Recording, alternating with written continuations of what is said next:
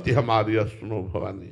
भगवान और भगवान के निज जनों में अंतर नहीं होता और ये अतर्कनीय स्थिति को प्राप्त होते हैं, ये बातों से नहीं बताया जा सकता जी।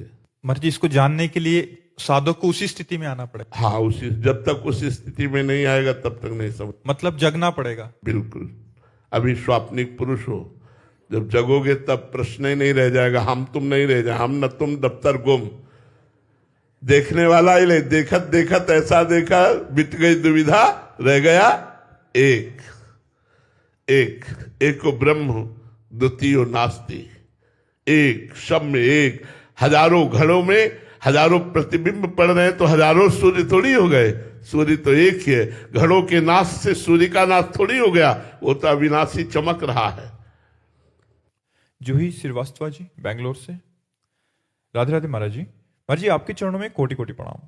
महाराज जी, परम पूज्य प्रातः स्मरणीय श्री भाई जी ने कहा था कि परिस्थितियों या प्राणियों से आशा न करके केवल आत्म सुख की आशा करनी चाहिए। महाराज जी, इसमें पूज्य भाई जी ने किस आत्म सुख की बात की है और ये आत्म सुख हम कैसे प्राप्त कर सकते हैं? हमारी आत्मा है श्री भगवान। जब हम भक्ति के द्वारा उस सुख को प्राप्त करना चाहते हैं तो नाम रूप लीला धाम के द्वारा प्राप्त करते हैं।